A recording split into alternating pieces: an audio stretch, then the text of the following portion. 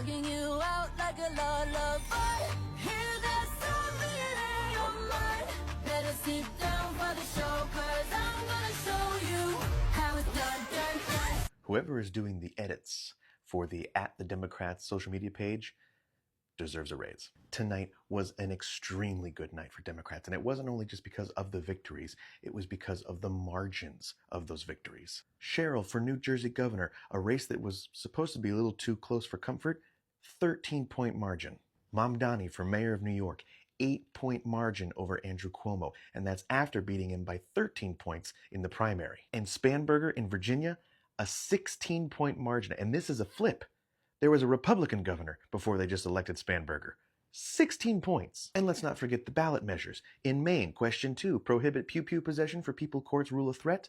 Yes, that passed. In Colorado, Proposition MM, that passed. That's to fund school meals and SNAP. And how are they going to fund those meals? By increasing taxes on high-income families and use the money to fund universal free breakfast and lunch for K through 12 students.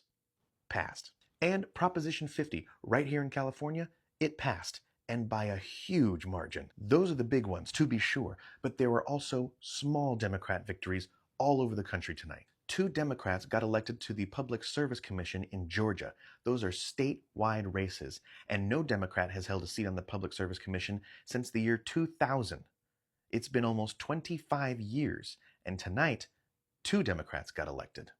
And Democrats even saw victories on a very, very small local scale, like in Kernsville, North Carolina, where Democrats won 3 of the 5 seats being filled on the Kernsville Board of Aldermen.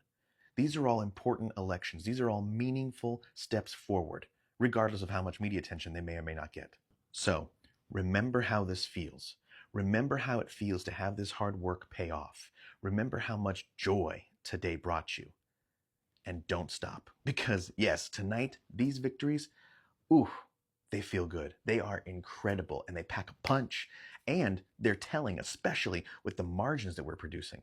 But don't forget that as of right now, Republicans still hold an advantage when it comes to gerrymandering. Yeah?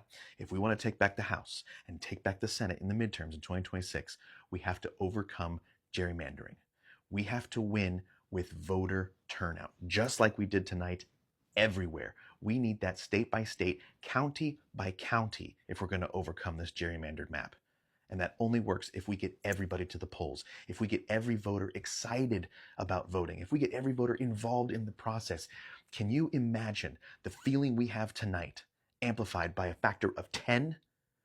A universal, coast-to-coast rebuke of Trump again. Can you imagine? That only happens with voter turnout. So take tonight, take tomorrow, relish in these victories, because Lord knows we worked hard for them. Damn hard. But after that, we get back to work. We get back to work, because I don't know about you guys, but I really like this feeling tonight. And I'd like to do it again in the midterms.